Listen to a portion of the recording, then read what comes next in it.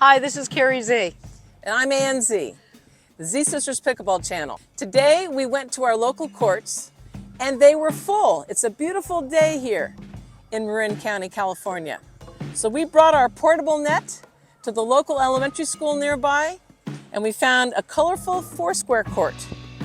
We're going to show you how to set up that net and we're going to show you how to practice at any location. Let's get to it.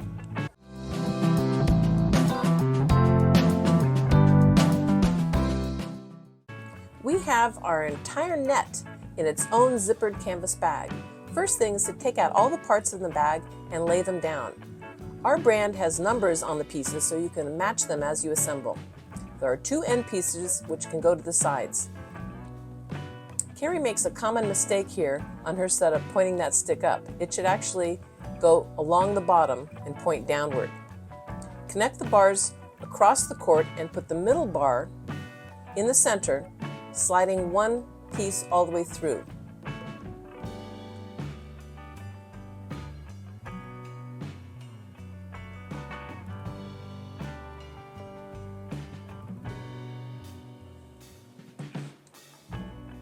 The next thing is to unroll the net. It's best done with 2 people so it's not a tangled mess. At each end there is a net post that fits into the opening on each base. Oops! We almost forgot that center rod for the middle of the net. That's important.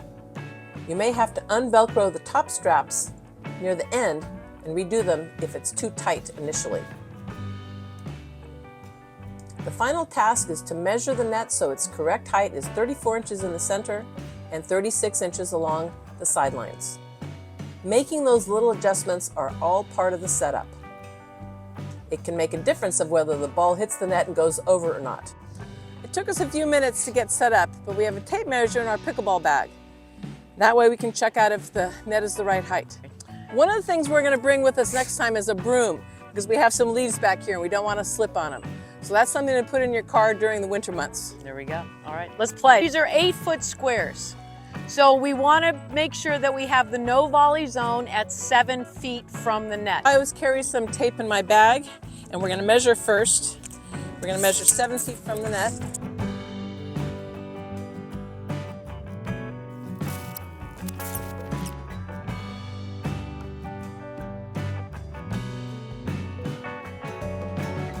It won't leave any marks on the court. We're going to take it up when we leave. We have our net set up. It was pretty easy to do. With some practice, we'll get quicker at it. We're going to have a link in the description so that you can get one of these for the pickleball person on your holiday list. There we Let's go. hit some dinks.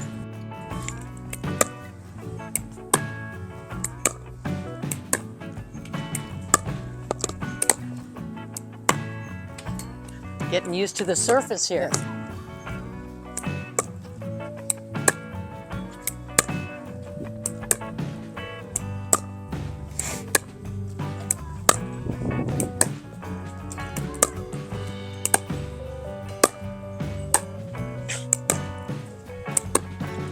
We want to clear up a couple of misconceptions that people have about the dinks. You are allowed to go into the kitchen if the ball bounces in order to hit it. You have to stay behind the kitchen line even after you've hit the ball on your follow through with your footwork behind the kitchen line after hitting it if you hit it on the fly. In order to hit a good dink, you want to keep really light pressure on the handle of the paddle.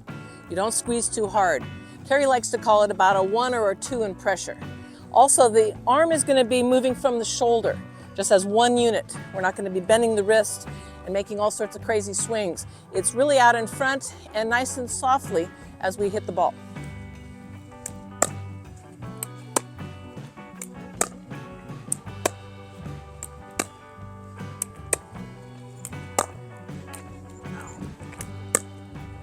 If I hit a short ball for Carrie, she can step into the kitchen or the no volley zone.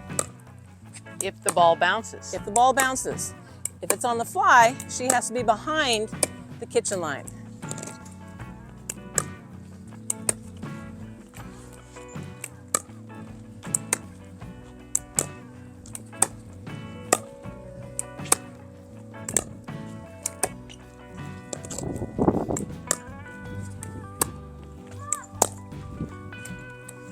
We're going to try going the other direction this time. A dink can be a forehand or a backhand. It can be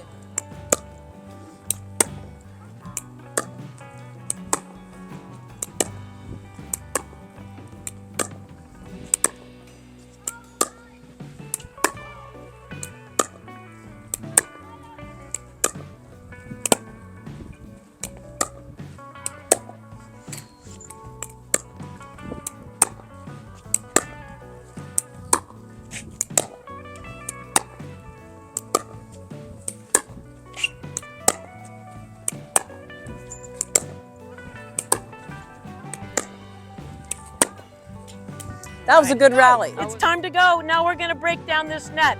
Let's see how easy this is. It should be easier than putting it together. It always is.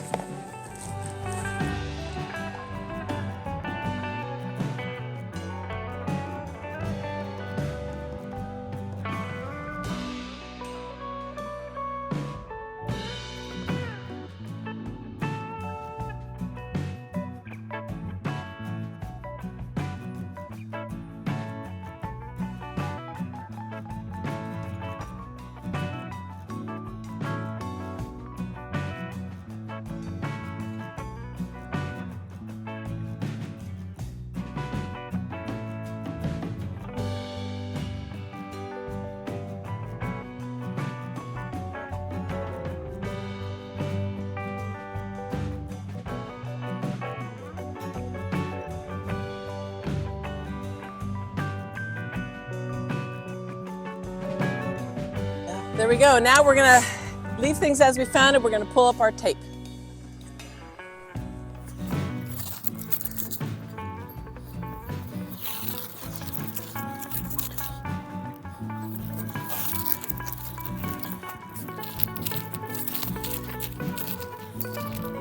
So today was a fun day on the pseudo pickleball court. Our courts were full, so we decided to set up on the local playground at a school. They have some 4-square courts, very colorful, beautiful tree in the fall right now, beautiful day in the neighborhood. So we set up our net, we did some practice activities, and then we took it all down and called it a day. And remember, this is a playground. We get to play. This is a sport that we enjoy. Don't worry about where the lines are. Even if you don't have a net, just go out and play. Have fun. See you next time. And definitely get one of these portable nets. Have it in your car at all times. You never know when you're going to need it. If this video was helpful to you, don't forget to hit like and subscribe.